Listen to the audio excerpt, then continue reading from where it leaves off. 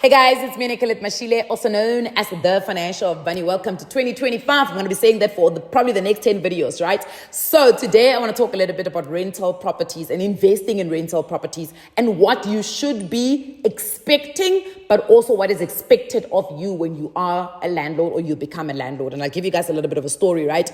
The reason why I want to do this video is because I find that a lot of people take up rental properties or buy rental properties with a very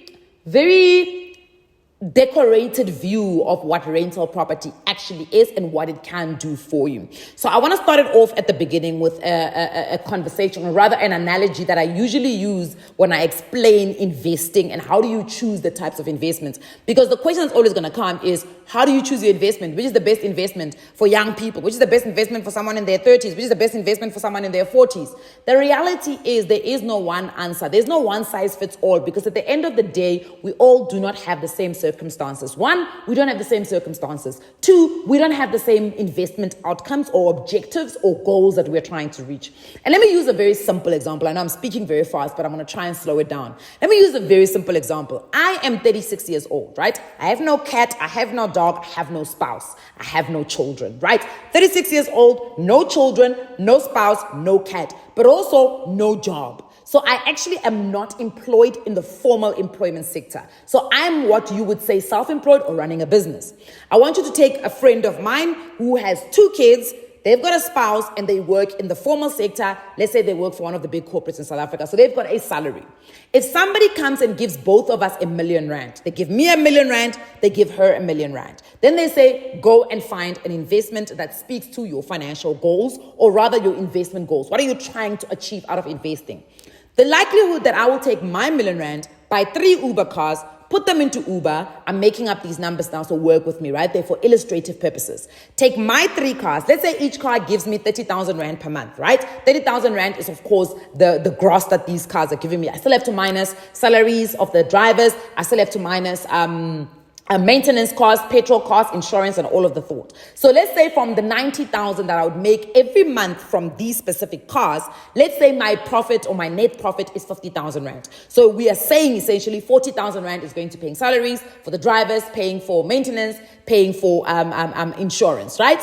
Then my friend here takes the 1 million and she buys a rental property at R1 million, right? She's going to pay probably, let's say maybe just below R1 million. Let's say 900,000 Rand. And then she's going to pay transfer fees. And because she's buying in cash, transfer fees are the only thing she's going to buy. And because it's below R1 million, she's not going to pay the transfer duty, right? So we now are sitting with 2 types of investments. She's invested in rental property. I've invested in a business of Uber cars.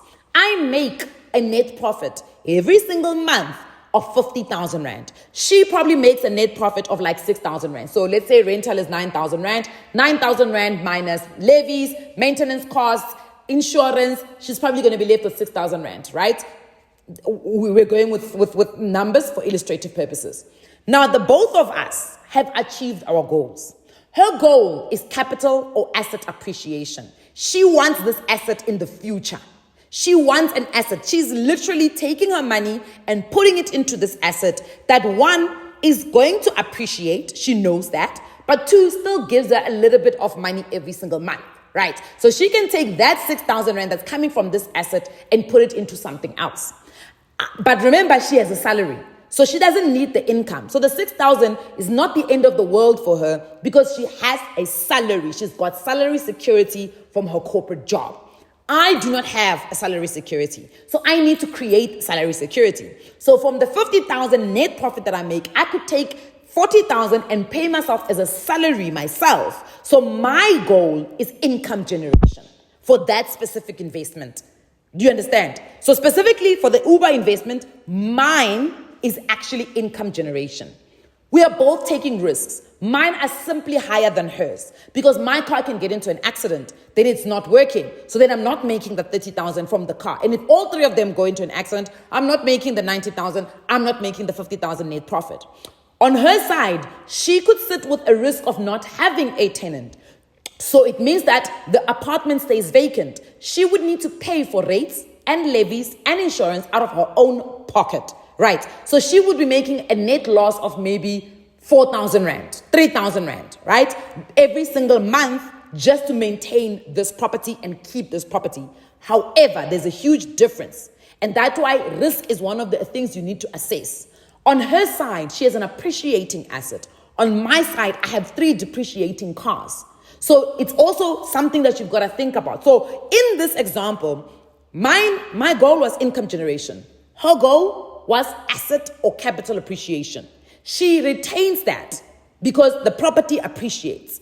I get the 50,000 every month. However, the asset I'm using is continuing to lose its value over the years.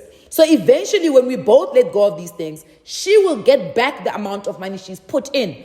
I'm probably not even going to get back a third of how much I've put in. However, I've enjoyed making 50,000 for however many months that I've needed to make the 50,000 because my goal was income generation and hers was asset appreciation.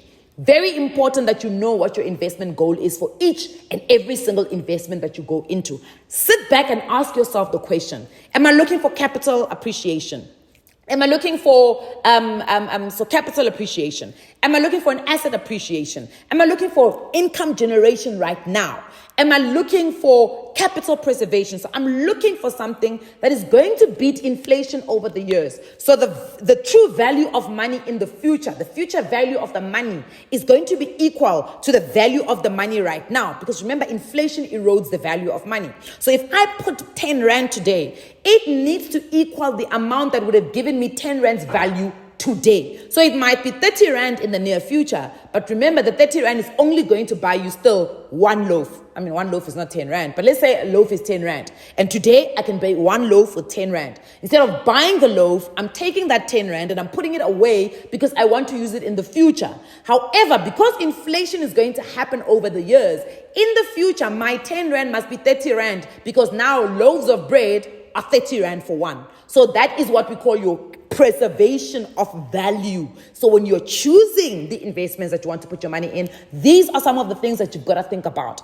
After you've thought about the goal, you then have to think about what are the little intricate things that are going to come into play. Let's use tax, for instance. On my 50,000 Rand net profit, that money is going to be seen as income tax. But because I've set up the thing as a business, I'm going to pay corporate tax, right? And there's a whole lot of deductions for small businesses that SARS gives, which is fantastic.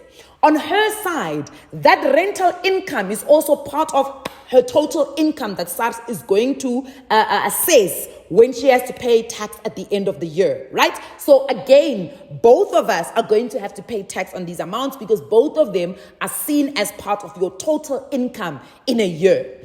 If let's say we had to choose other asset classes, let's say she chose shares and maybe I chose trading, right? Both of these things, we're probably going to pay another tax that's there. So there's dividend withholding tax on her side. On mine, it might be interest tax. It might be income tax based on the different asset classes that we're going to be buying, right? There might even be capital gains tax based on what am I trading. So let's say I'm buying property, but I'm literally flipping property, right? Flipping property is as good as you are really just moving property as quickly as possible. So I'm buying the property, I'm at a low price, I'm marketing it up at a higher price, I'm selling it even before the bond gets registered. So I'm flipping this thing and I make the difference that is made, right? I'm gonna have to pay some sort of tax on that money that is going to come in, right? So it's important to understand that also tax is going to be important. The last thing that you're probably going to look at is when do I need access to these things, right? So if she puts her money in a property, but she needs the money in a year, the property is probably not going to appreciate by that much. So she'll probably get 6,000 multiplied by 12, right? Which is 72, ne? 6 times 12, 72? Can't remember. 72, yes. I think it's 72. 6 times 12, 72,000 Rand that she will make as a net profit over the year, plus the 1 million Rand. If the house was even 1 million, it might even be 900,000, but she's also paid transfer fees, so she's going to take a bit of a knock. She'll get the amount back if she needs it in a year. Same with me. If I need these Uber cars to make me money, but I need to sell them next year. I'll make the 50,000 multiplied by 12. So time is also important. She might need to wait a little bit longer to actually see the asset appreciation, where for me, income generation is going to be monthly. So these are things that you've got to take into consideration when you're choosing investments. Now, the second part of this video is that if you are, in fact, let me leave it for another video and I'll just do 2 videos. So this is the first part that I want you to think about investment objectives, and really every single investment that you're going to be making, think about what is the win at the end for you? What is the win? When do you need the win? And how do you make sure that fees and tax don't become enemies to your win? Because you may project a certain win, and then you need to pay a certain amount of fees to the financial advisor, or you need to pay a certain amount of tax to SARS, and then all of a sudden the win doesn't look like a win anymore. What's important is understanding what your win is, what is the timeline of your win, and what are the little things, the thieves of wins that can try and disturb your win. You need to make sure that you become efficient in those spaces. So efficiency in tax, efficiency in fees. Then the last thing is making sure that you are willing and you are open to the risk that comes with the different asset class that you've chosen or the investment that you have chosen. I'm going to leave it here and I'll do the second video about rental property in another video. Mwah, mwah, mwah.